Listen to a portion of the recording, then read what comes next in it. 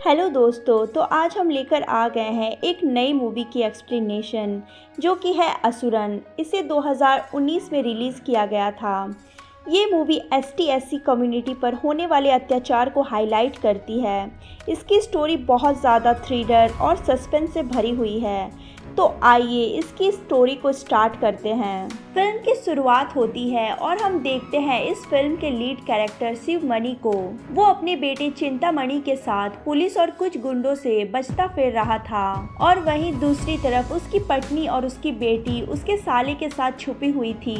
मामा मन्नू अपनी बहन और भांजी को अपने एक रिश्तेदार के यहाँ छोड़कर शिवमणि को ढूंढने जाता है। इस समय शिवमणि का पूरा परिवार अलग अलग जगह पर छुपा हुआ था। वो गुंडे जो शिवमणि का पीछा कर रहे हैं वो इस गांव के सबसे बड़े जमींदार के लोग थे जो अभी अभी मारा गया और अब नरसिंह का बेटा शिवा के परिवार को मारना चाहता है। असल में ये पूरा गांव दो खेमों में बटा हुआ है, एक अमीर जमींदारों में, दूसरा गरीब किसानों में। अब नरसिंह अपने भाई वेंकटेश के साथ मिलकर इन किसानों की जमीन पर कब्जा करना चाहता था, लेकिन इन दोनों परिवार की कहानी जानने के लिए हमें वक्त में थोड़ा पीछे चलना होगा। शिवमणि की 3 एकड़ की जमीन थी जिसे वो बेचना चाहता था, लेकिन शिवा का बड़ा बेटा गुरुमणि अपनी इस जमीन को बेचने के सख्त खिलाफ था और वो थोड़ा गुस्से वाला भी था। फिर वो लोग गुरु का रिश्ता तय कर देते हैं और गुरु को भी लड़की पसंद आ जाती है। और अब रात को खाना खाकर तीनों बाप बेटे खेत में जाते हैं और उनके खेत के बराबर में ही एक नरसिंह का खेत था। जंगली सुअरों को मारते वक्त उन्हें पता चलता है कि नरसिंह ने अपने खेत में तार लगाकर उसके अंदर करंट लगा रखा है, जिसकी वजह से उनको तो कुछ नहीं होता, लेकिन उनका कुत्ता मारा गया क्योंकि कुत्ता पहले आगे पहुंच गया था। अब वो सब शिकायत लेकर नरसिंह के पास जाते हैं। अब वो ये कहकर तारों को हटाने से मना करता है कि वो अपनी जमीन पर कुछ भी करे, उन्हें क्या। अब ये सब सुनकर शिवा का बेटा गुरु बोलता है वो ये सब तारों को हटा देगा। तब शिवा उसे चुप करता है। अब अगले दिन नरसिंह के खेत में सारे तार उखड़े पड़े थे और उन्हें लगता है कि ये काम किया होगा गुरुमणि ने, और ये देखकर उसे बहुत गुस्सा आता है। अब घर पर शिवा अपने बेटे को डांट रहा था, लेकिन उसकी माँ और मामा उसे इस काम की शाबाशी देते हैं। यहाँ हमें पता चलता है कि शिवा उन लोगों से और लड़ाई झगड़ों से बहुत डरता था और ये बात उसके बेटे को पसंद नहीं। उल्टा यहाँ गुरु ही अपने बाप को सुनाकर चला जाता है। पर शिवा को डर था कि कहीं एक दिन इसका गुस्सा इसकी जान ना ले ले, लेकिन छोटा बेटा तो अपने बाप से कुछ ज्यादा ही नाराज रहता है। पार्वती जब खेत में काम कर रही थी तो पानी को लेकर उसकी झड़प नरसिंह के लोगों के साथ हो जाती है। फिर उसका बेटा वहाँ आकर उन सबको बुरी तरह मारता है और उनमें नरसिंह का बेटा भी था। और इसी शाम फिर पुलिस आकर गुरु को पकड़कर ले जाती है। अब अगले दिन शिवा पंचायत के सामने नरसिंह के आगे हाथ जोड़कर अपने बेटे को छुड़ाने को कहता है, लेकिन बदले में नरसिंह शिवा की जमीन खरीदने को कह रहा था। शिवा ये कहकर मना कर देता है कि ये जमीन उसकी नहीं है, उसके साले ने पार्वती को उपहार में दी है। जमीन के अलावा वो पंचों की हर बात को मानने को तैयार है। तभी ये फैसला होता है कि वो उसके बेटे से और सारे गाँव वालों से घर घर जाकर माफी मांगेगा तो वो उसके बेटे को छुड़वा देंगे। अब शिवा ठीक वैसा ही करता है। अब शाम को जब शराब के नशे में शिवा घर आता है तो उसका छोटा बेटा और पत्नी उस पर गुस्सा करते हैं, लेकिन उसे तो बस अपने बेटे की परवाह थी कि अब वो घर आ जाएगा। रात को गुरु का मामा जब उसे घर लाता है तो उसकी हालत कुछ ज्यादा ही खराब थी, लेकिन फिर भी वो खुश था क्योंकि उसने तो नरसिंह के बेटे को सबके सामने मारा था। उसने तो बस 4 दीवारी में उसे मारा है, जो कि किसी ने नहीं देखा था। यहाँ चिंता गुरु को बताता है कि उसे छुड़ाने के लिए उसके बाप ने क्या किया और ये जानकर उसका खून खौल जाता है। अब तो वो अपने बाप की बेइज्जती का बदला लेकर आएगा। गुरु नरसिंह को एक जगह अकेला पाकर उसे चप्पल से पिटाई कर देता है। उसे तो बस उसकी बेइज्जती करनी थी। अब तो नरसिंह किसी को कह भी नहीं सकता कि एक मामूली से किसान के बेटे ने उसे मारा है, लेकिन अंदर ही अंदर वो भी बदले की आग में जल रहा था। अब वो अपने गुंडों से गुरु को मार देने के लिए कहता है। ये दोनों भाई जंगल के रास्ते से घर के लिए जा रहे थे, तभी एक आदमी तार से उसके गले में फंदा लगा देता है। चिंता अपने भाई को बचाने की कोशिश करता है, लेकिन वहाँ बहुत सारे गुंडे थे। वो चिंता को धक्का देकर वहाँ से भागने के लिए कहता है। वो सारे गुंडे गुरु को मार देते हैं और चिंता अपने बाप को बुलाने भागता है। जब उसका बाप और मामा वहाँ आकर देखते हैं तो गुरु वहाँ नहीं था। उन्हें वहाँ ढूंढने पर भी कुछ नहीं मिलता। वो पुलिस के पास जाते हैं लेकिन वो तो इनकी कंप्लेंट भी नहीं लिखता। अगले ही दिन गुरु की जली हुई बॉडी मिलती है और उसकी गर्दन भी नहीं थी। अब सारा परिवार गुरु की लाश पकड़कर रोने लगते हैं। मनु पुलिस को बताता है कि ये काम नरसिंह का ही है, लेकिन पुलिस ये मानने को तैयार नहीं है, बल्कि उन्होंने तो इसके बेटे का शरीर भी नहीं दिया अंतिम संस्कार करने के लिए। वक्त ऐसे ही बीतने लगता है। उसकी माँ तो सारे गांव में अपने बेटे को ढूंढती फिरती है और शिवा पीकर पड़ा रहता है। अब इनका परिवार हर वक्त तकलीफों में था और अब इनके बेटे का कातिल शादी की तैयारी में था, जिसे ये दोनों माँ बेटे भी देख रहे थे। पार्वती गुस्से में अपने भाई और पति को इन्हें मारने के लिए कह रही थी, लेकिन शिवा ये नहीं चाहता था, क्योंकि अब दुश्मनी करने से कोई फायदा नहीं, क्योंकि जो मर गया वो तो वापस नहीं आने वाला, लेकिन इनके और 2 बच्चे हैं और अब ये उन्हें खोना नहीं चाहता। महीनों बीत गए लेकिन उसकी माँ बस रोती रहती है। पर अचानक एक दिन उसने यकीन कर लिया कि अब उसका बेटा कभी लौट कर नहीं आएगा और वो उसकी शांति की पूजा करती है। चिंता ये कहकर घर से निकलता है कि वो अपने दोस्तों के घर जा रहा है और हाथ में उसके एक थैला भी था। उसकी माँ के पूछने पर भी वो नहीं बताता है कि उसमें क्या है। फिर काफी देर होने के बाद वो अपने पति को बताती है कि चिंता अभी तक घर नहीं लौटा और यहाँ पे पता चलता है कि उसका दोस्त तो 3 दिन पहले ही गांव छोड़कर जा चुका है, इसलिए वो अपने बेटे को ढूंढने निकल गया। अब एक आदमी से उसे अपने बेटे के बारे में पता चलता है कि वो कहाँ पर है। अब सीन शिफ्ट होता है और हम चिंता को देखते हैं। वो अपने भाई का बदला लेने के लिए नरसिंह को मारने आया था, लेकिन उसकी इतनी हिम्मत नहीं हो रही थी। सबके सामने वो उसे मारेगा कैसे। वो वहीं पर खड़ा होकर उसके आदमियों के जाने का वेट करने लगा और अब उसे अकेला पाकर मारने के लिए थैली में से एक हथियार निकालता है। पर तब तक शिवा भी वहां पहुंच गया था। वो अपने बेटे को रोकना तो चाहता था, लेकिन वो उससे बहुत दूर था। चिंता जैसे ही नरसिंह की तरफ भागता है, तुरंत ही शिवा एक खंबे पर लकड़ी फेंककर वहां अंधेरा कर देता है और वो नरसिंह को मारकर भाग जाता है। उसके आदमी उसका पीछा भी करते हैं, लेकिन उसके थैले में बम भी रखे थे। फिर वो बम फेंककर वहां से निकल जाता है। अब शिवा घर आकर घर से भागने की तैयारी करता है और अपनी पत्नी को बताता है कि तेरे बेटे ने नरसिंह को मार दिया है। जब चिंता घर आता है तो उसका बाप उसे मारता है, तब उसका मामा उसे बचाता है। अब तो उसे चिंता की भी चिंता होने लगी थी, क्योंकि उसने ये सब करके पूरे परिवार को ही मुसीबत में डाल दिया था। अब शिवा अपने बेटे को लेकर जंगल में छुप जाता है और यहाँ मामा मन्नू उसकी पत्नी और बेटी को लेकर कहीं चला जाता है। तो अब दोस्तों आ जाते हैं उसी सीन पर जिसको हमने फिल्म की शुरुआत में देखा था। इसीलिए इनका सारा परिवार पुलिस और नर्सिंग के लोगों से बचता फिर रहा है।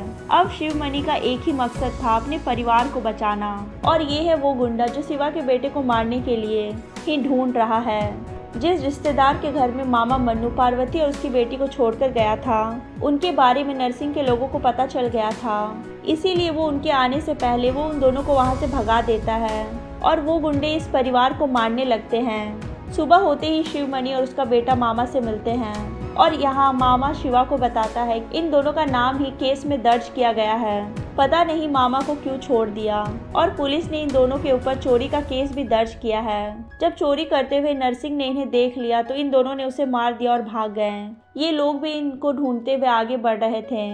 शिवा चिंता को एक जगह रोककर अपनी पत्नी के पास जा रहा था उन्हें लेने। जाते जाते वो चिंता को कहकर जाता है उसके आने तक वो यहीं रहे, कहीं भी ना जाए। लेकिन वहाँ जाने के बाद उसे एक आदमी से पता चलता है गुंडों ने उसके परिवार को मारकर हॉस्पिटल पहुँचा दिया है और वो दोनों कहाँ गए कुछ नहीं पता। शिवा ये सब सुनकर बहुत परेशान हो जाता है और वो सोचने लगता है कि कभी एक टाइम था जब उसका हंसता खेलता एक परिवार हुआ करता था, लेकिन आज इसके परिवार का एक आदमी भी साथ नहीं है। सब अपनी अपनी जान बचाने के लिए भाग रहे हैं। वो गुंडे भी कहीं आसपास ही घूम रहे हैं जहाँ चिंतामणि है। फिर शिवा जब वहाँ वापस आता है तो उसे चिंता वहाँ नहीं मिलता जहाँ वो उसे छोड़कर गया था।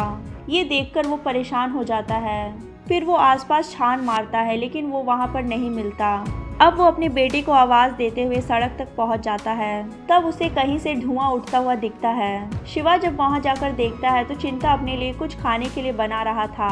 तभी शिवा उसे जाकर वहाँ मारने लगता है कि तेरी वजह से आज पूरा परिवार परेशान फिर रहा है और तुझे खाने की पड़ी है। लेकिन बजाय अपनी गलती माने वो अपने बाप को यहाँ सुनाने लगता है और कहता है कि तुम जाओ यहाँ से, वो अकेला ही सबसे निपट सकता है। फिर वो अपने बाप को कायर और डरपोक बोलता है। आप तो दुनिया के सामने अपने बेटे के कातिलों के पैर पकड़ते हैं और अपनी सारी ताकत मुझ पे आजमाते हैं। अगर आज मेरा भाई जिंदा होता तो उनके घर में घुसकर एक एक को काट देता। वो किसी से डरता नहीं था। और वो एक बात और बोलता है, कहता है भैया की जगह अगर तुम मर जाते तो हम सब सुकून से जीते। यहाँ ये सब सुनकर शिवा बहुत ज्यादा उदास हो जाता है। फिर चिंता वहाँ से चला जाता है, लेकिन वहाँ पर एक जगह पर सारे गुंडे चिंता को घेर लेते हैं। यहाँ वो चिंता की तरफ आ रहे थे, तभी वो थैले से बम फेंकता है, पर यहाँ कोई फायदा नहीं होता। तभी अपने बेटे को बचाने के लिए शिवमणि एक सुपर हीरो की तरह एंट्री मारता है और फिर शुरू होता है एक्शन। यहाँ शिवा ने अकेले ही सबको धूल चटा दी थी।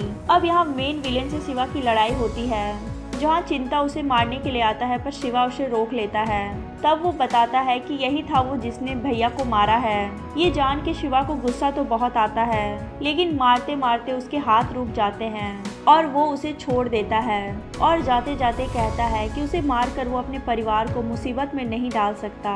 उसका बेटा भी ये सब देखकर हैरान था कि उसे जिंदा क्यों छोड़ दिया।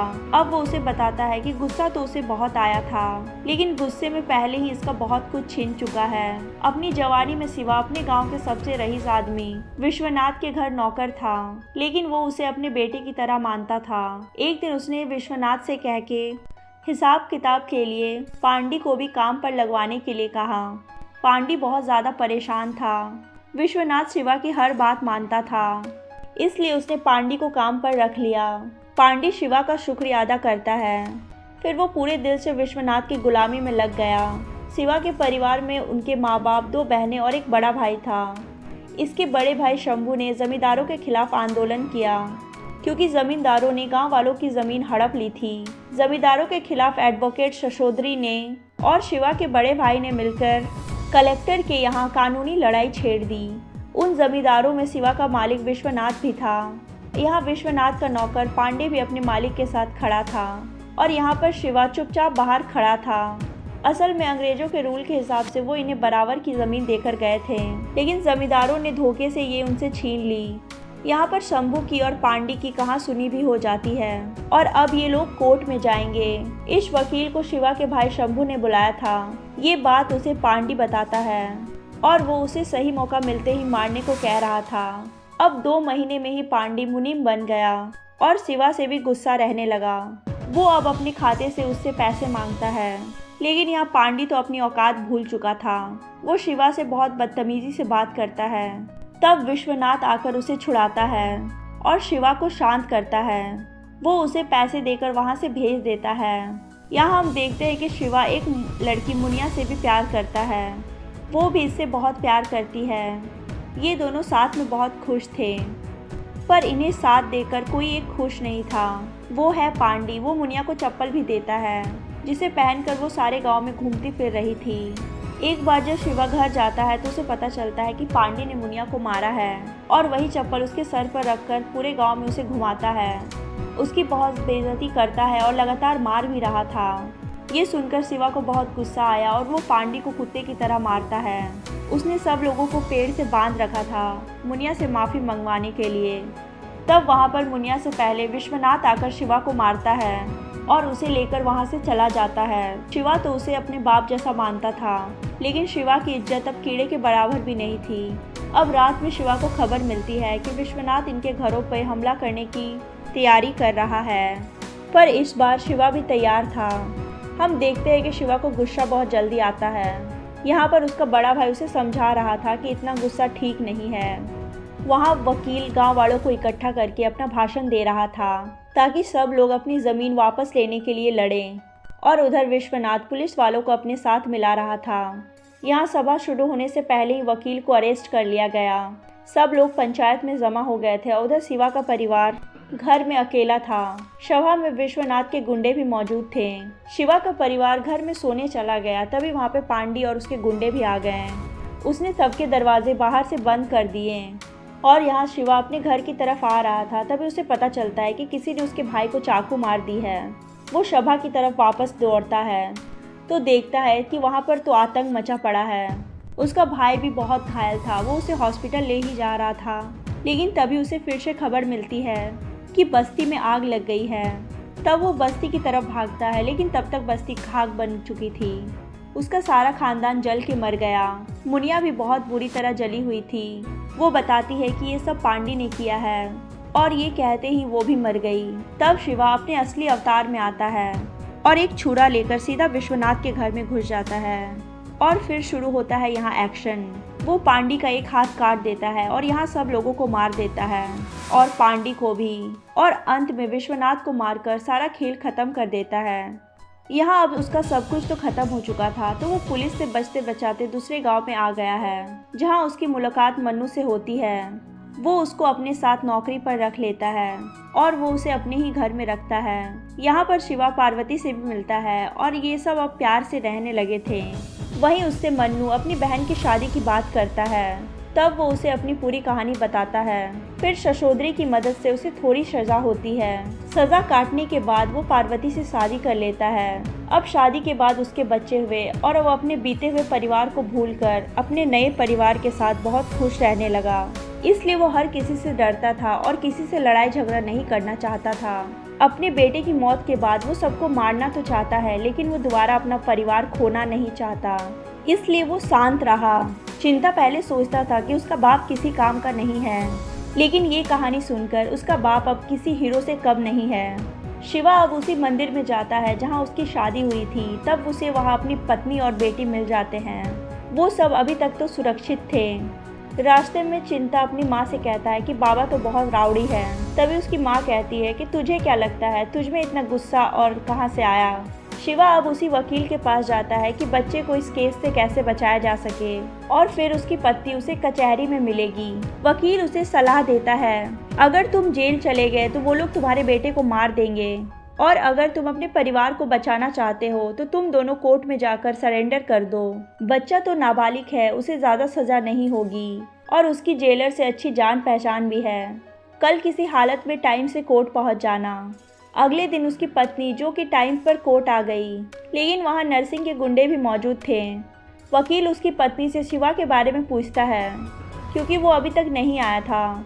शिवा का नाम बोलने ही वाला था। शिवा कोर्ट तो आया था, लेकिन अंदर नहीं आया था, क्योंकि उसने बाहर से ही गुंडों को देख लिया था और वो वहीं पर रुक गया। और इसी तरह कोर्ट का टाइम खत्म हो जाता है और जज चला जाता है। वकील इनके ऊपर गुस्सा करता है और दोबारा अपने पास ना आने को कहता है। वो अपने घर जाता है तो शिवा इसी के दरवाजे पर बैठा था। वो उसे डांट रहा था, तो वो बताता है कि वो गुंडे भी वहाँ पर मौजूद थे और अदालत में वो कोई दंगा फसाद नहीं चाहता था, इसलिए वो अंदर नहीं आ सका। फिर वो वकील से कहता है कि जो ज़मीन वेंकटेश चाहता है वो उसे देने के लिए तैयार है, बस पुलिस से बात करके वो उसके बेटे को केस से बाहर कर दे। वकील पुलिस को लेकर पंचायत के पास जाता है। ये सारा मामला ज़मीन का है। शिवा अपनी ज़मीन उसको दे देता है, बदले में वो उसके बेटे को हाथ नहीं लगाएंगे। यहाँ वेंकटेश और उसके लोग बंचों की बात मानने को तैयार थे। वेंकटेश कहता है कि ज़मीन उसकी नौकर के नाम की जाए। अब सारा काम खत्म करके सब जा रहे थे। तब शिवा वकील से पूछता है कि ये सब लोग इतनी आसानी से कैसे मान गए, पर इस बात की चिंता तो वकील को भी हो रही थी। वो उसे होशियार करता है और अपने बेटे को बचाकर रखने को कहता है। वो सब लोग वापस उसी मंदिर में आते हैं जहाँ ये चिंता को छोड़कर गए थे, पर वहाँ चिंता नहीं था। वो एक जगह पर रुकता कहाँ है। वो सब उसके बिना ही पूजा कर रहे थे। तभी वहाँ वेंकटेश का नौकर आता है जिसके नाम पर ज़मीन की थी। वो उनको आकर बताता है कि जब वो लोग पंचायत में थे तब वेंकटेश ने चिंता को उठा लिया था और उसे वहीं पर बहुत बुरी तरह मार रहे हैं जहाँ पर उसने नरसिंह को मारा था। यहाँ पर पंचायत भी थी और ये लोग उनकी बात को नहीं मानते। अब यहाँ पर शिवा को गुस्सा आ गया था और वो अब उसी रूप में आ गया था जो वो बहुत पहले भूल गया था। शिवा वहाँ आकर सबको छुरे से काटने लगता है और यहाँ हमें देखने को मिलती है एक बहुत बेहतरीन फाइट। यहाँ उसने नरसिंह के बेटे को भी काटकर मार दिया। इन लोगों ने इसे दोबारा राक्षस बनने पर मजबूर कर दिया, लेकिन शिवा पर इतने सारे लोग भारी पड़ रहे थे। वो भी घायल हो गया और उसने वेंकटेश को पकड़ लिया, लेकिन उसके लोग चारों तरफ से पत्थर मारकर उसे छुड़ा लेते हैं और यहाँ वेंकटेश उसे भाला मार देता है। एक जगह तो शिवा इतना घायल हो जाता है कि वो अपने बेटे को भी नहीं बचा पा रहा था। उसकी आंखों के सामने ही उसके बेटे को भाला मार देता है, लेकिन जैसे ही वो दूसरी बार भाला मारने वाला होता है शिवा उठकर वेंकटेश को ही मार देता है और तब तक मन्नू मामा अपने लोगों को लेकर वहां पर आ चुका था। पर ये लोग कोई लड़ाई झगड़ा करने नहीं आए थे, वो लोग उन दोनों को छुड़ाने आए थे। यहाँ पर जात पात के नाम पर पंचायत में और उन लोगों में बहस हो रही थी और वहाँ पर शिवा अपने बेटे को कंधे पर डालकर वहाँ से निकल जाता है। उस दिन के बाद गांव के लोगों ने यहाँ पर फैसला किया कि वो अमीरी और गरीबी के फर्क को मिटा देंगे और सब लोग मिलजुल कर प्यार से रहेंगे। और एंड में हम देखते हैं कि शिवा अपने परिवार की जिम्मेदारी चिंता को देकर जा रहा था, पर जाने से पहले वो उसे समझा रहा था कि जो तूने किया वो सही तरीका नहीं था। अगर तेरे पास जमीन या माल होगा तो कोई भी छीन या लूट सकता है, लेकिन अगर तू पढ़ा लिखा होगा तो तुझसे कोई कुछ भी नहीं छीन सकता, क्योंकि पढ़ा लिखा इंसान सबसे ज़्यादा ताकतवर होता है। और ऐसी ही बहुत सारी बातें समझाकर वो वहाँ से चला जाता है। और इसी के साथ ये फिल्म यहाँ पर ख़त्म होती है। तो दोस्तों, आपको ये फिल्म की एक्सप्लेनेशन कैसी लगी कमेंट सेक्शन में ज़रूर बताएं।